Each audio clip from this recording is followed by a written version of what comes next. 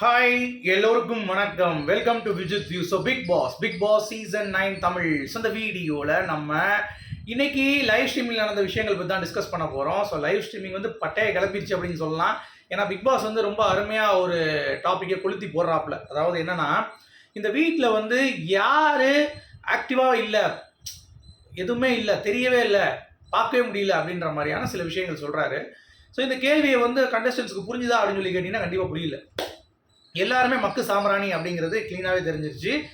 எல்லாம் வந்து ஒருத்தர் வந்து குற்றம் சாட்டினவனே என்னையே நீ குற்றம் சாட்டின சொல்லி அவங்களுக்குள்ளே பேசுவாங்கன்னு பார்த்தா, சண்டை போடுவாங்கன்னு பார்த்தா, பிக் பாஸ் கேமரா முன்னாடி நின்று பேசிட்டு இருக்காங்க. இந்த மாதிரி எனக்கு இப்படி சொல்லிட்டாங்க, நீங்கள் தான் பைசல் பண்ணணும், மக்கள் தான் பைசல் பண்ணணும், அதான் பார்த்து தாண்டா இருக்கும் மூதேவி, அப்போ எதுக்காக சொல்கிறீங்க அப்படின்ற மாதிரி தான் இருக்குது.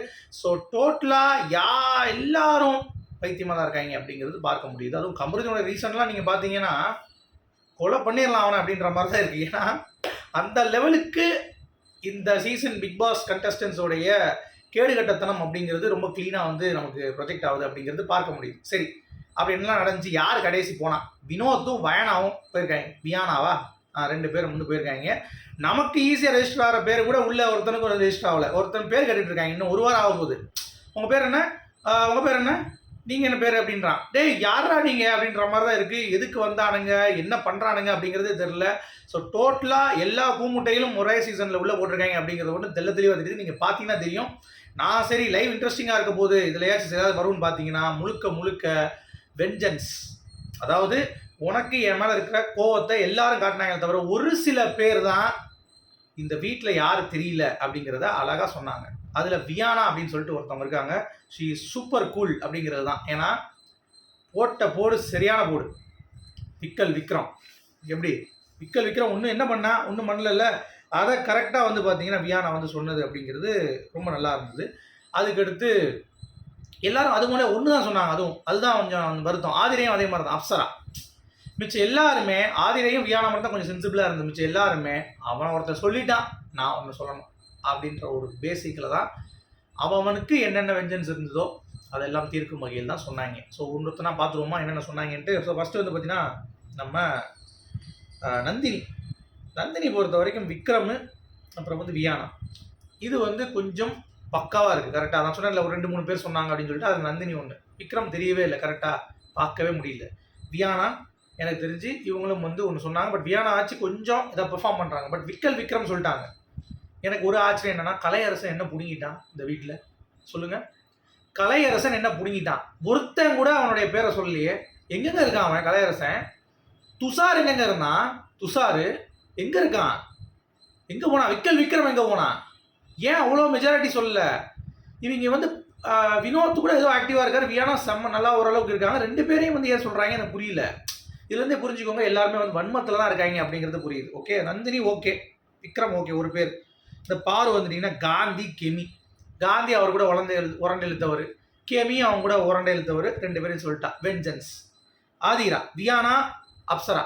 வியானா ஓரளவு ஓகே, அதாவது ஆதிரை ஓகே. அதாவது எனக்கு தெரிஞ்சு ஆதிரை நந்தினி ஓகே.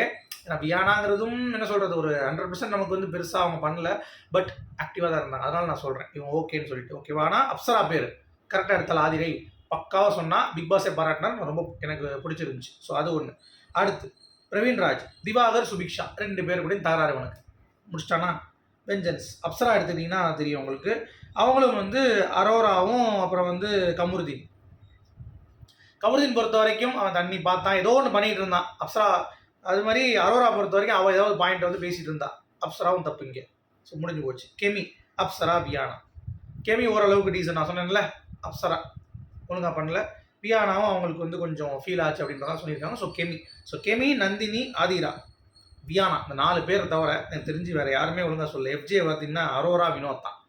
2 பேரும் கண்டிப்பாக தான் பர்சனல் வெஞ்சன்ஸ். அவனுக்கு ஏதோ பிரச்சனை. விக்ரம், வியானா அண்டு கமருதீன் இதுவும் வந்து பார்த்தீங்கன்னா எனக்கு தெரிஞ்சு ஃபேக். விக்ரம் முடிஞ்சு போச்சு. துஷார் பார்த்தீங்கன்னா வினோத்து அப்புறம் கமருதீன்.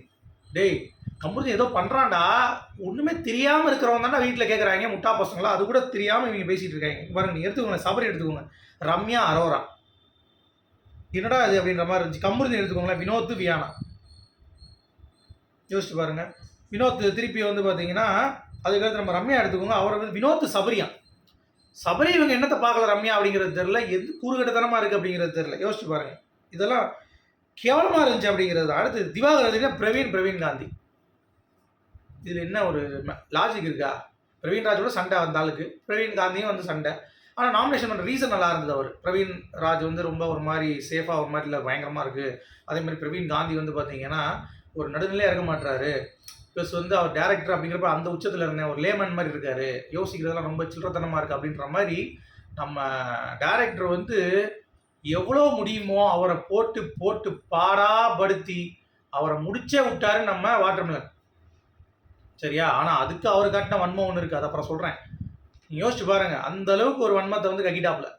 நீங்களாம் ஒன்றுத்துக்கு லாய்க்கல், நான் பெரிய டேரக்டர் அப்படின்னு நினச்சப்போ நீங்கள் ஒன்றுமே இல்லை, வேஸ்ட் அப்படின்ட்டாப்புல. பிரவீன் ராஜ் அதே மாதிரி தான். கனி எடுத்துக்கிட்டீங்கன்னா வியானா அண்ட் சுபிக்ஸா என்ன பண்ணாங்க? வியானா கேட்டுருச்சுன்னா நீங்கள் மட்டும் என்ன குக்கிங் காம்படிஷன், சிங்கிங் காம்படிஷன் இருந்துச்சு, குக்கிங் காம்படிஷன் சொல்லியிருக்கோம், நீங்கள் என்ன குக்கிங் சமைச்சு போட வந்தீங்களான்ட்டு. அது சரியாக பேச தெரில, கனியும் வேஸ்ட்டு. சரியா? அதே மாதிரி பேர் தப்பாக சொல்கிறா. பிக் பாஸ் வந்து பார்த்தீங்கன்னா பாராட்டுறாரு, அரோரான்னு சொல்லிட்டு இருக்கா. அப்புறம் சொல்கிறேன் அது வியானா அப்படின்ட்டு. உடனே பிக் பாஸ் குட் ஒன் கனி அப்படின்றார். டே பிக் பாஸ், நீ எதுக்கெல்லாம் அலப்பறை கொடுப்பேன்னு எங்களுக்கு தெரியாதா மூதேவி அப்படின்ற மாதிரி தான் இருந்துச்சு. ஸோ அது ஒரு பக்கம் தப்பு. ஓகே, அடுத்து வியானா எடுத்துக்கிட்டிங்கன்னா பார்வதி அண்ட் விக்கல் விக்ரம்.